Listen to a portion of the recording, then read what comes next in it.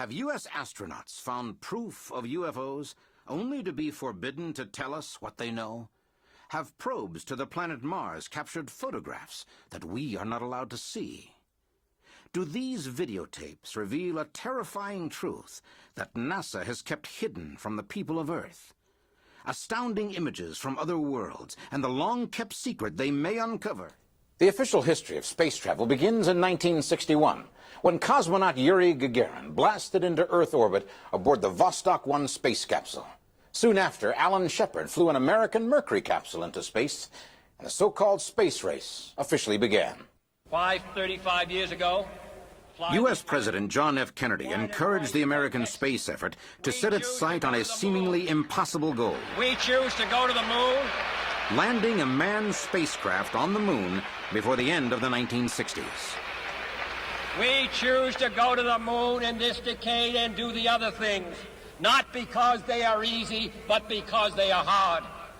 And in July of 1969, that goal was in fact achieved. The space race had been won, and the real winner was the organization that had made it happen, the American Space Agency, NASA, the National Aeronautics and Space Administration. So to many people, it had always seemed logical that if humankind were to ever find proof of another intelligent life on other worlds, that discovery would certainly be made first by NASA and immediately shared with the rest of the world. And for a time at least, it seemed that astronauts did report frequent encounters with UFOs. In fact, astronauts have apparently been reporting UFO sightings from the very beginning of manned spaceflight. The first Russian in space, Yuri Gagarin, came back and said, I know these things are real. They exist. They have incredible capabilities. I'll talk more about it if given the permission to do so. To my knowledge, he wasn't given permission to do so. And some of the Americans who later became astronauts have reported UFO sightings during their days of testing experimental planes. Beginning in the early 60s with the testing of the X-15 rocket-powered jet, there were some of the pilots in that program that came forward and said that part of their mission was to detect UFOs. It almost appears as if there was a window where the people that worked for NASA were able to talk more freely about the UFO subject, and today that doesn't appear to be the case. And according to many sources, one of those astronauts who reported seeing UFOs during those early days was space pioneer Gordon Cooper, both in his test pilot days and as a Mercury and Gemini astronaut. And he apparently worked hard to make sure his story was heard and believed. We're cruising at altitudes higher than any other living being has ever reached. And if some other living being is somehow managing to fly around on the edge of our atmosphere, well, it's our job to find out about it. Mr. Cooper, Mr. Cooper, Mr. Cooper, what about the lack of oxygen? Gordon Cooper made a statement to the United Nations. He wrote a letter, said, I've seen UFOs. I think they're extraterrestrial, you know, and other people have seen them as well. And then, boom, you didn't hear from him for 15, 20 years about it. Why would Gordon Cooper fall silent about his encounters with UFOs? Was it simply because no one believed his stories? It seems odd that such a well-trained observer and so skilled a pilot as Gordon Cooper could actually report a UFO sighting only to be largely ignored by the agency that had sent him out into space. Why would this brave explorer of the unknown suddenly stop talking about his UFO sightings? Many UFO researchers believe it was because Gordon Cooper and others were ordered to keep quiet, and that those orders came from NASA itself. NASA has even been found in the embarrassing position of ridiculing some of our own astronauts. When some of the guys get back from space and want to talk about what they've seen and what happened on the moon and what occurred while they were in orbit, NASA shuts them up, literally threatens them. Supposing for a moment that all of this is true, it would seem NASA first sent astronauts into the upper atmosphere and then into space, where some of those pilots saw and reported encounters with UFOs. Then, suddenly, those astronauts stopped reporting such sightings. I know that when I first started researching UFOs, I wrote to NASA. I got the addresses for every American who'd ever been in space, and I wrote to them. I wrote to all of them, especially underlining parts to those astronauts who had had alleged encounters in space, and I asked them, is it true? Not one single response. Not a letter back to say, you're crazy, leave me alone. No response at all. And I've spoken to people who've been in the space program. The response is, you're not supposed to talk about this stuff. There are numerous reports about alleged encounters in space. The astronauts, to a large degree, will not talk about it. NASA's status in the federal government allows them to enforce their policies with substantial power. NASA has regulations that they can send people to prison, put them in quarantine indefinitely if there's been some sort of a contact with extraterrestrial objects or beings. Does NASA really have the power to silence astronauts who have seen a spaceship or being from another world? And if so, why? Is it not the stated mission of NASA to report whatever it finds in space, including any proof of extraterrestrial life? NASA's paranoid about UFOs or anything related to ET. You know, they had the SETI program, Search for Extraterrestrial Intelligence, for a number of years. They changed the name of it to something like High Resolution Survey because they didn't want ET in there, even though that's exactly what they're looking for. The space agency has never admitted to contact with an ET life form of any kind. But is it possible that the real truth has been hidden for decades? If NASA had strong supported evidence that our astronauts were encountering vehicles from another planet, why would this astounding news be kept secret? Why would an organization devoted to scientific discovery cover up its most important finding? Some scientists now believe the real reason is all too clear. I know it's been suggested that our government and other governments have been denying or covering up UFO evidence. If that's true, it's easy to understand. It could be that they are trying to protect some advanced technology development that they're working on. So by maintaining a cover, they're confusing, and that's part of the game that governments sometimes have to play. But I think there may be another reason, and that is that if the phenomenon is real, and they know it's real, then they don't want to admit to the public that they can't protect us from the phenomenon. Is NASA's silence on the matter of UFOs an attempt to cover up a threat posed by invaders from another world? Could the military missions taken on by the space shuttle be part of some secret war currently waged between humans and extraterrestrials? Coming up, an astounding story of military forces on Earth confronting vessels from another world when UFO Diaries returns. It seems incredible that the same agency that sent men to the moon in the name of science might also withhold information about those exploratory missions. But it might be easier to understand NASA drawing a veil of secrecy around the development of a secret weapon for the government. After all, it would not be the first time that the development of a military device has been hidden from the general public. Since NASA draws its personnel and technology largely from the military, and has stated openly that it currently conducts secret military missions, could the space agency be protecting a secret about UFOs? A secret that the government armed forces do not want the general public to know? UFO researcher Robert Dean says there is no question that NASA is hiding the very same secret he discovered during his tour of duty in the NATO armed forces. When I arrived in Paris in '63, I was assigned to the Supreme Headquarters Allied Powers in Europe that I learned of a study that had been initiated in 1961. And the simple reason that they established this was that we and the Soviets had almost gone to war with each other at least a half a dozen times. And one of the reasons that we were having problems at that time in Europe was that large numbers of circular metallic objects were flying out of the Soviet sector over the Warsaw Pact areas. These objects would fly at a high altitude, at a high rate of speed. Well, for a time, the Soviets thought that those objects belonged to us. And for a while, we even suspected that they might belong to the Soviets. But after a while, it became very clear to everybody that the technology that had been demonstrated repeatedly was so far beyond anything we and the Soviets had in 1961. So that left a big unanswered question is, who are these people? According to Dean, the government study concluded that UFOs were indeed extraterrestrial vehicles, and that they commanded power so far in excess of our own that they could easily defeat us in any combat. Now, I have a feeling that certain members of our government know more about it than they've ever shared with the people.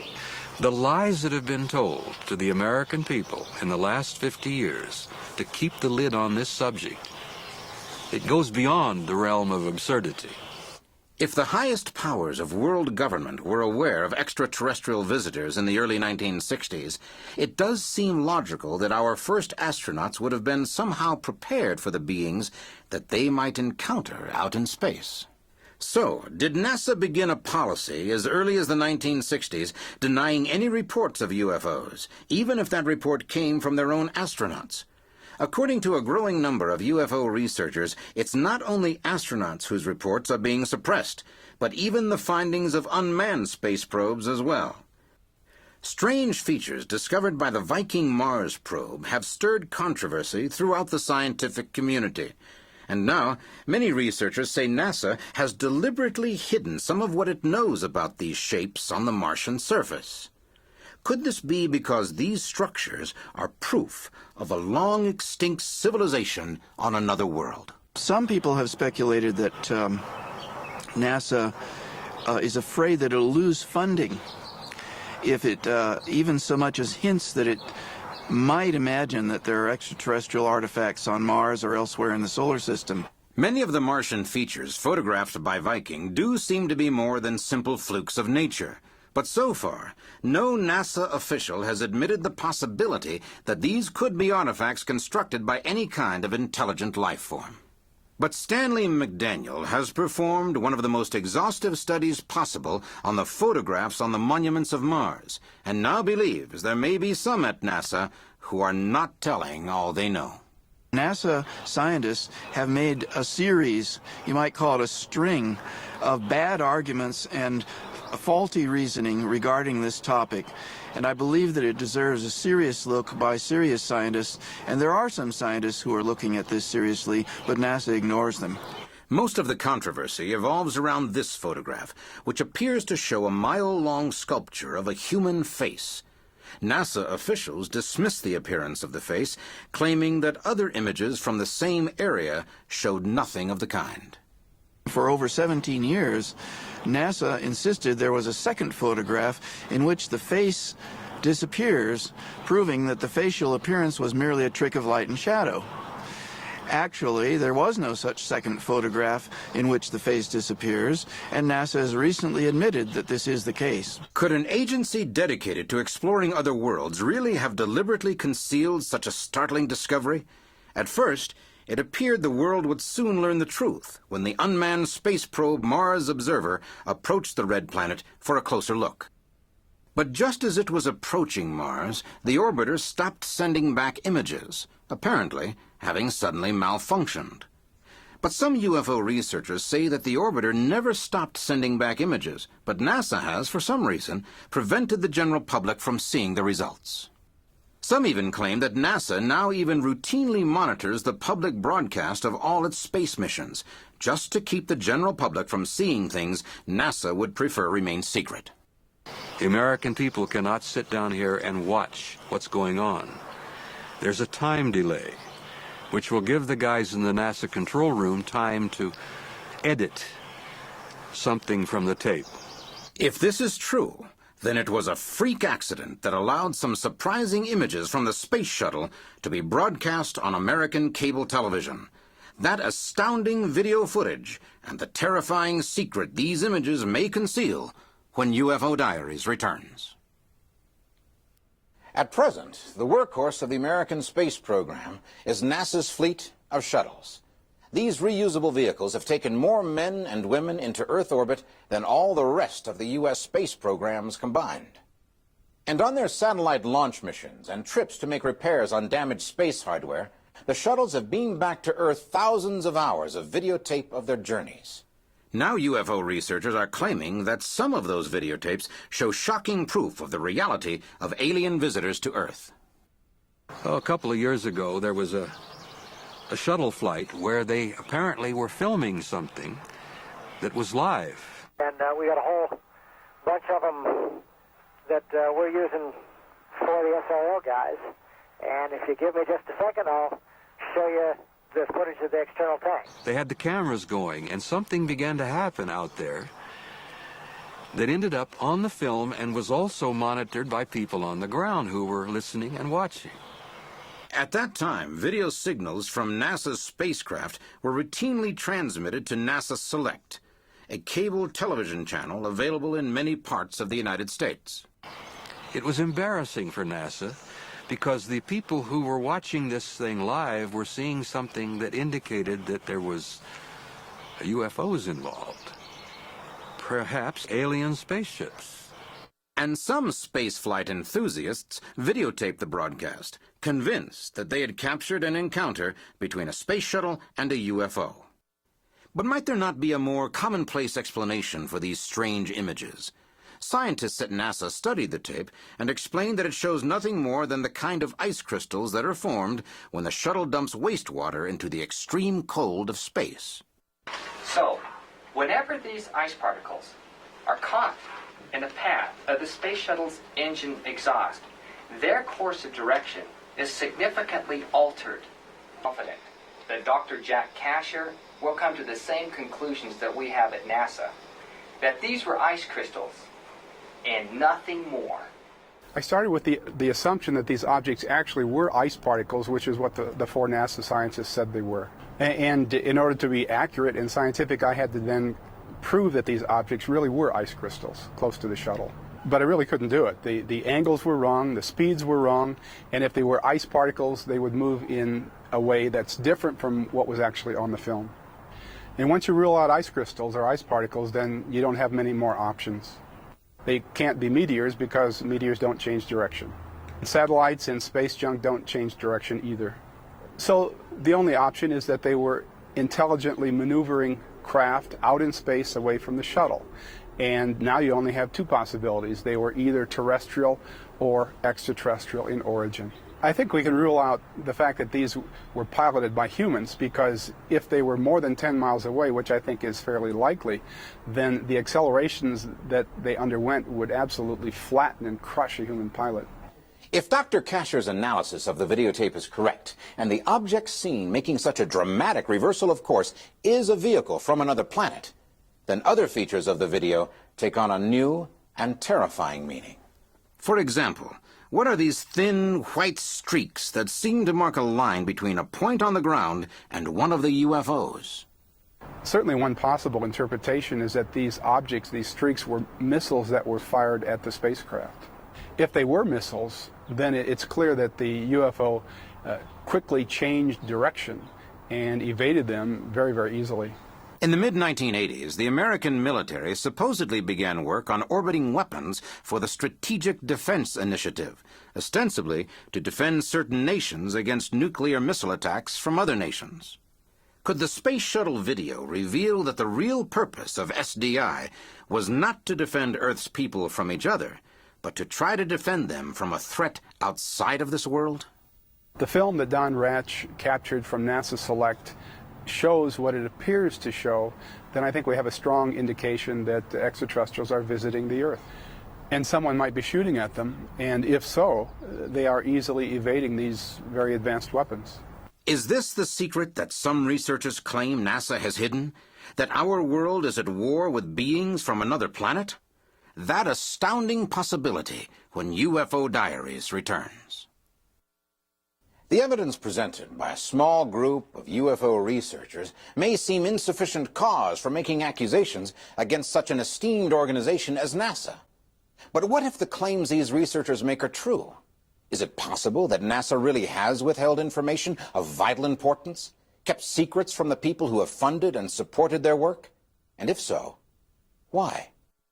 Could it be that they feel a panic would ensue if people believed we were at war with beings from another world?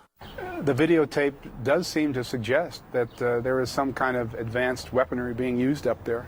There's another video taken on the same shuttle mission that shows a number of strange moving objects, and it's clear from the camera motion that NASA is tracking one of them closely. A close-up of one of these objects shows that it's got a triangular or delta shape, very much like the shape that has been described by UFO witnesses on the ground. There certainly appear to be a number of interesting objects up in the sky, and NASA is aware of this and clearly tracked at least one of them. Are the skies over our heads filled with potentially hostile UFOs? Is it possible that once in outer space, no one could ever again deny the existence of UFOs? It does seem that space shuttle cameras are constantly capturing UFOs on tape, presumably because there are so many of them flying around over the Earth.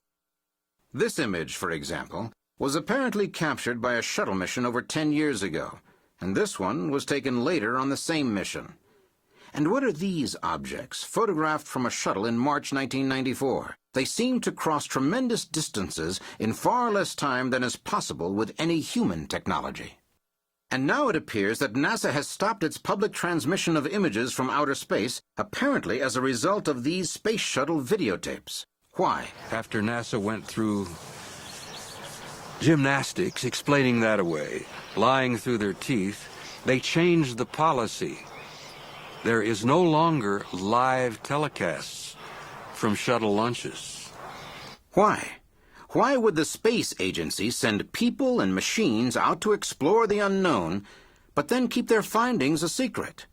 It's possible that the real truth is the result of a study commissioned by NASA in the early 1960s. NASA had asked the Brookings Institute, essentially, to come up with some decisions and some thoughts and some comments about the implications in the future of what would happen if we were to discover and learn the reality of extraterrestrial intelligence.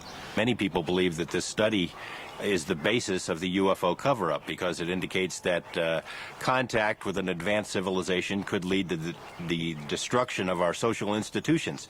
In fact, that Brookings Institute study warned that throughout human history, various cultures have disintegrated when they had to associate with previously unfamiliar societies.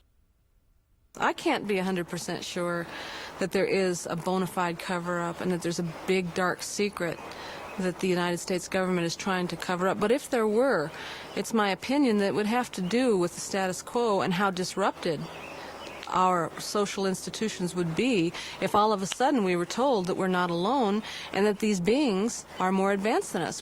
Will we ever really know how much or how little our space agency knows about extraterrestrial visitors? Perhaps someday soon the answer will become clear, but perhaps it will forever be one of the many unanswered questions in the UFO diaries.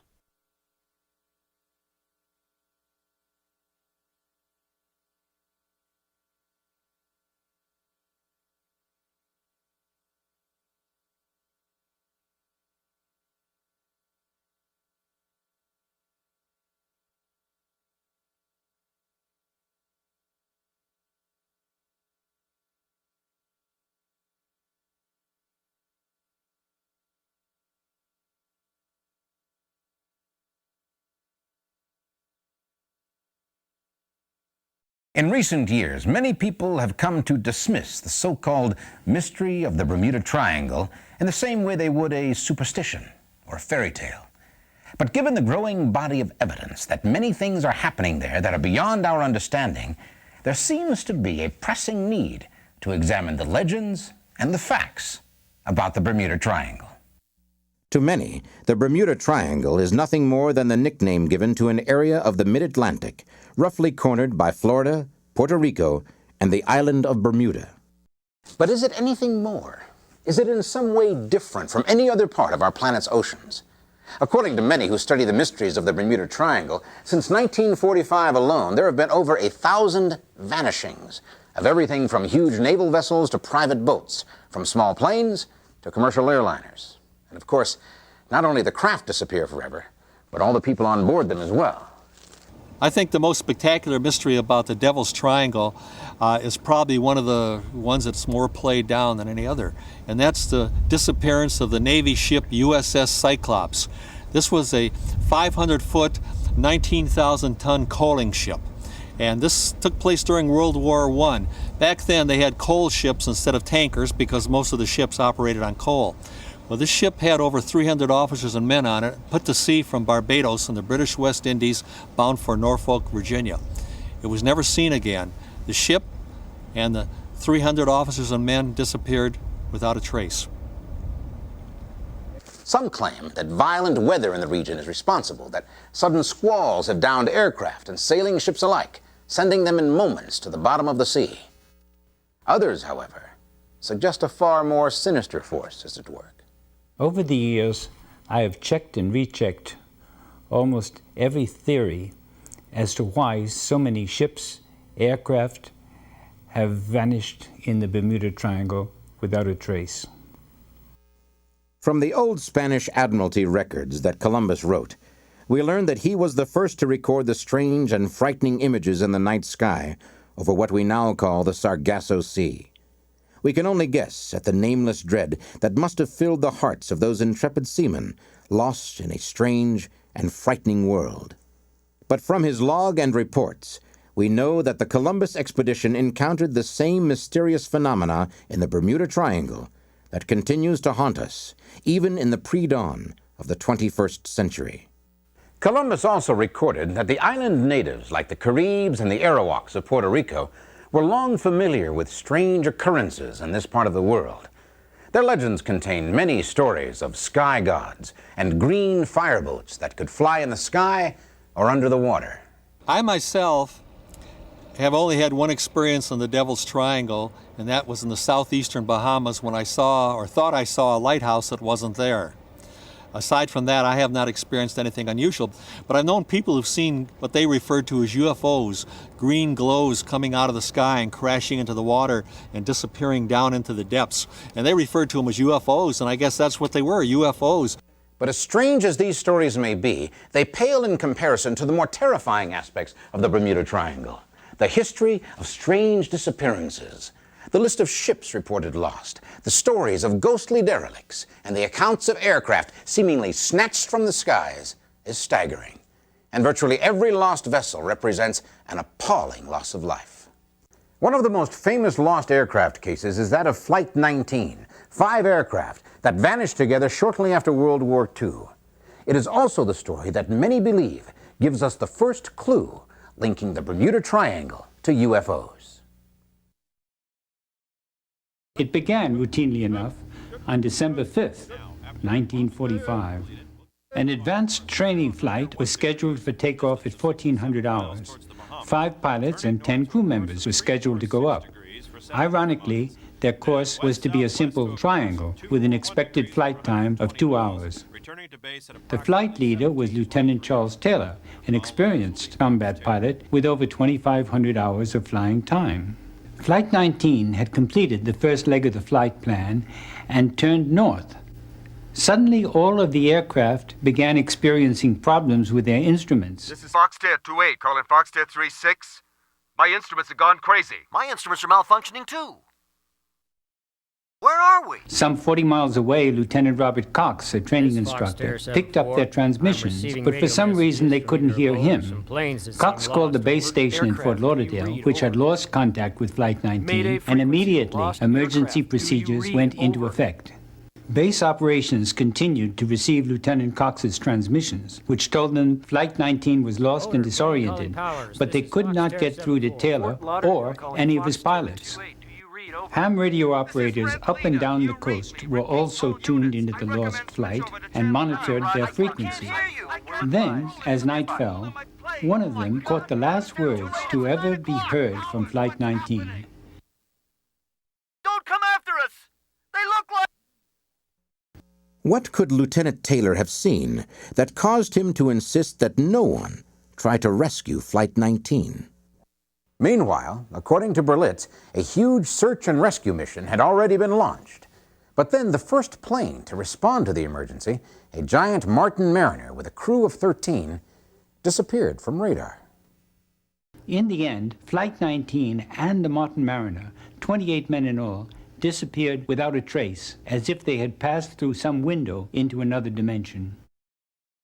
According to Berlitz, the Naval Board of Inquiry attributed the disappearances to malfunctioning navigational equipment that caused the planes to run out of fuel far out at sea.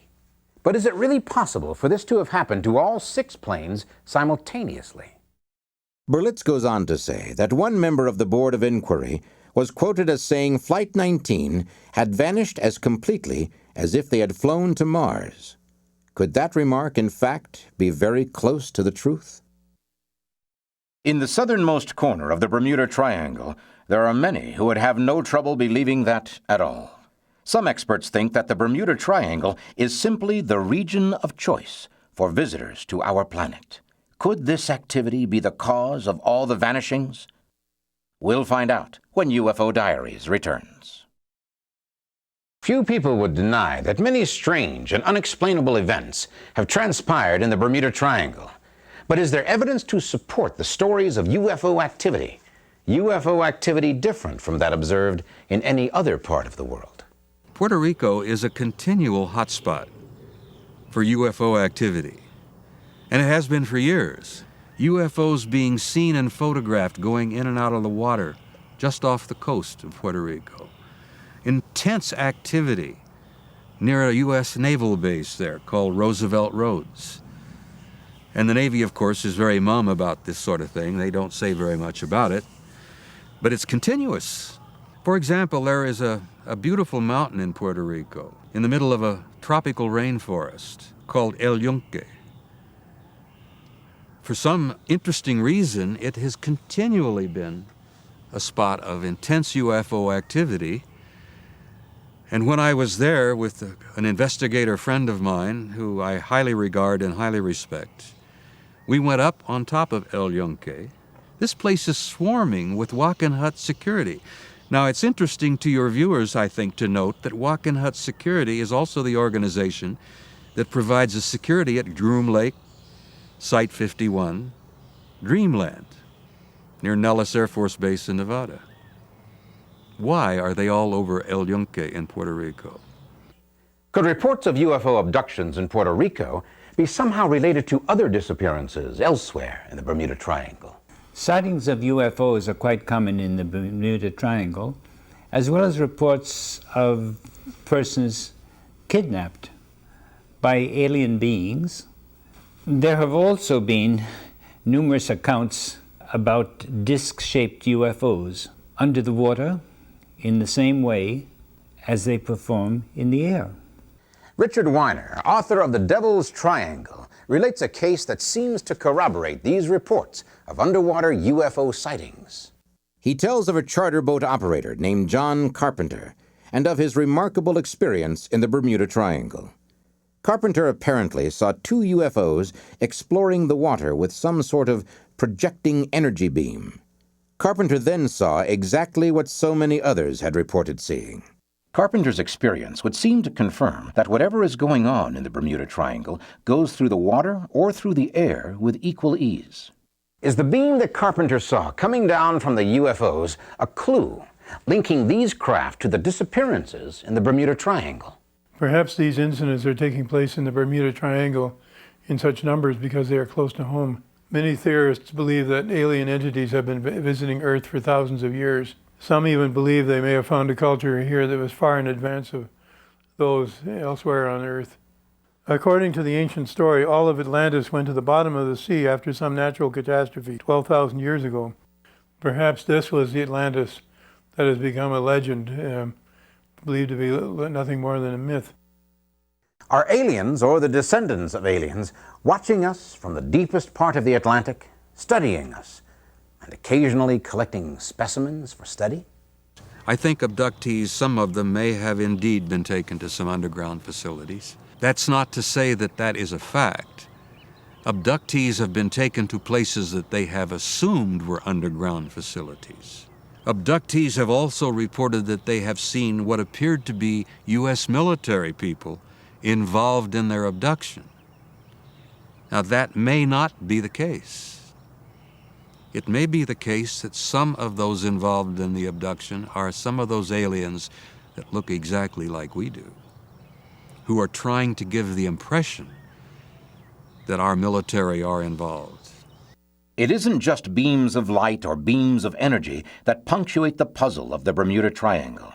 There is also some sort of fog or mist, and it seems to have a variety of peculiar effects on ships and planes. Einstein said the Bermuda Triangle could be a cosmic doorway leading to a different time and space continuum. Do UFOs have the key to that door?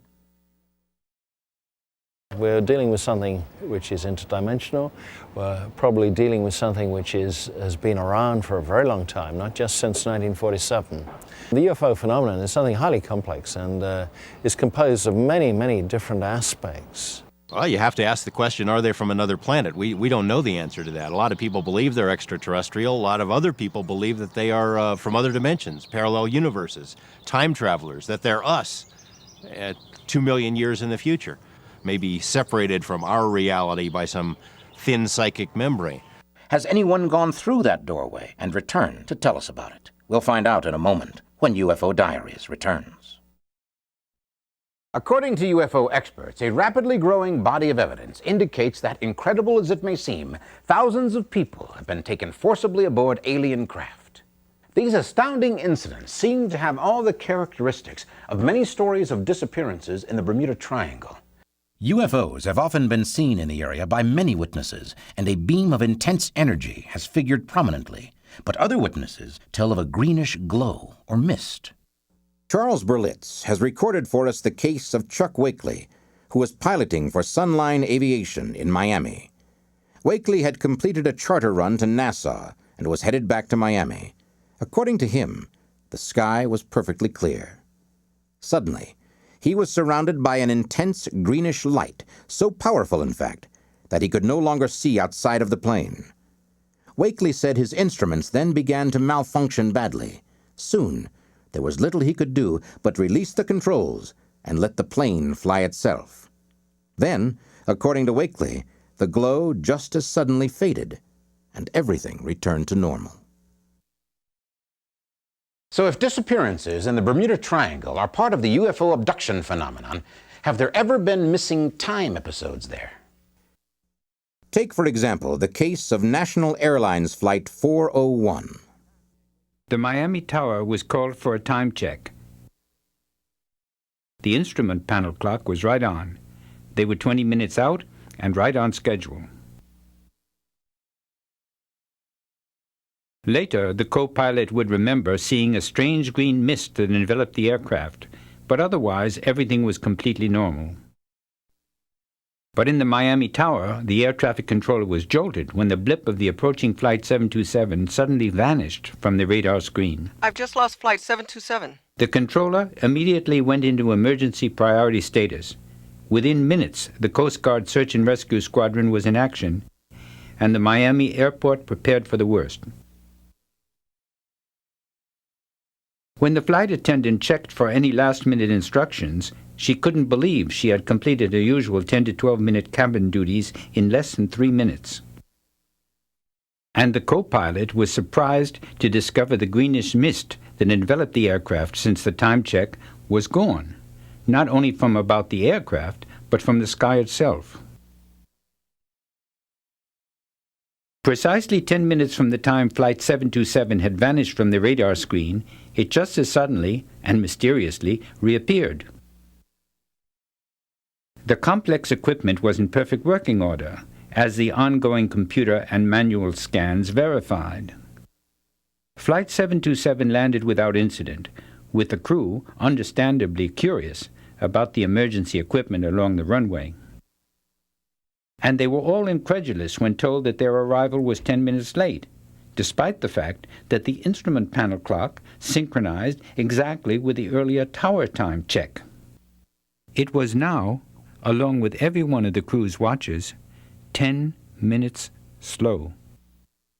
And what of that green fog? Could it somehow identify the doorway into another time? Captain Don Henry tells us of his terrifying encounter. We were coming back from Puerto Rico on the good news, with a tow of 2,500 ton on 1,000 feet of 4-inch hawser. Beautiful weather. You wouldn't want for a nicer day anywhere. I was enjoying some downtime in my cabin when the electric started acting up. We checked the whole system, generators, breakers, shunts, just fine. Nothing wrong below. But topside, there weren't anything right. There was a funny-looking fog, I guess you'd call it, kind of oozing all over the barge.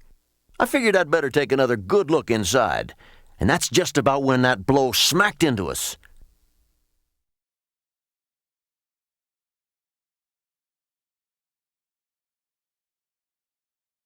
"25 years at sea, I never saw the likes of that squall. It come out of nowhere.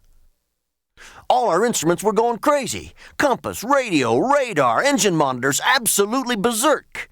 At first, we was just worried about losing the tow, but then we started getting worried about our own skins. We were redlined at 850, big twin 2,000-horse EMV diesels churning up green water, and we couldn't make a foot of headway. Something had a hold of us and wouldn't let go. Then, just like that, the squall was over. We set the automatic pilot to go check damage, and we hadn't lost no rigging or deck gear. But then what I saw give me goosebumps all over.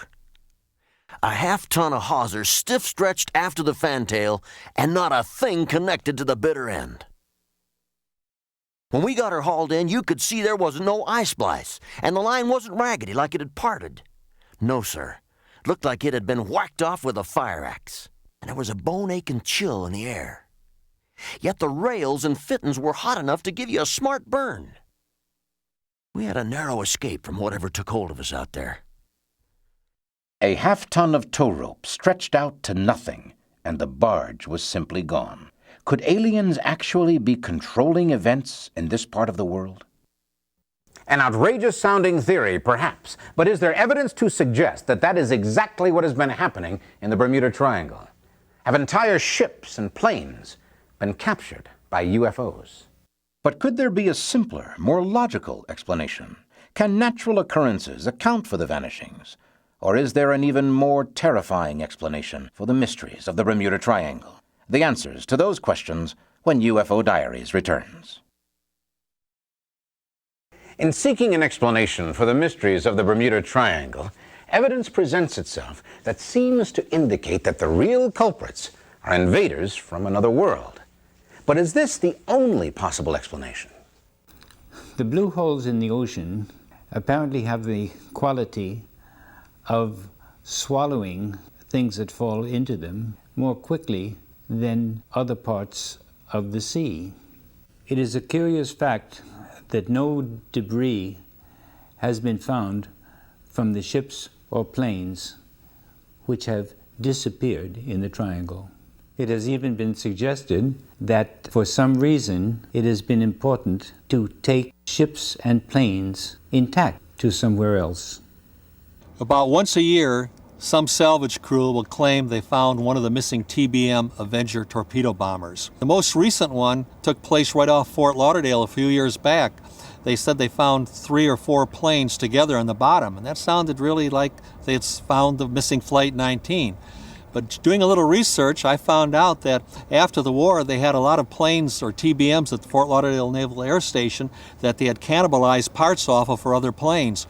And they couldn't fly those planes out, so to get rid of them, and they were surplus and of no use to the Navy anymore, they loaded them on barges at Port Everglades, took them out to sea, and shoved them overboard.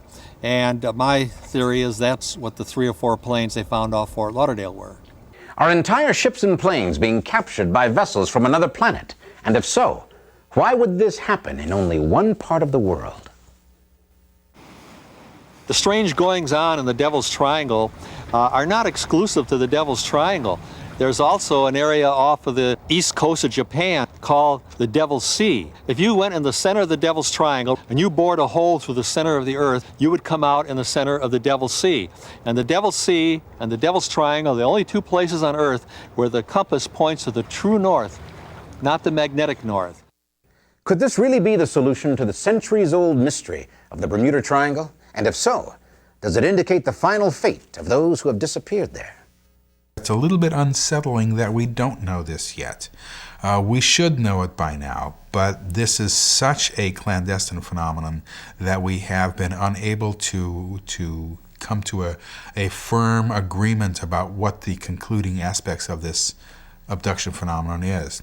However, we are on the verge of that. We're right now in information overload. Right now we know tremendous amounts about this subject, and we are closing in on the ultimate purposes. And I think within the next few years we are going to completely solve this phenomenon, and we are going to know what the entire UFO phenomenon is all about. Thousands of people are missing without any explanation. That is, no earthly one.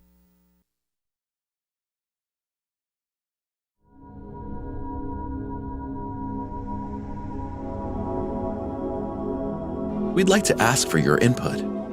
Share your opinion and expertise with us in the comments after watching the video. If you're a subscriber, you'll always get a heart from us as a small thank you, and we'll pin your important post to the top where everyone will read it first.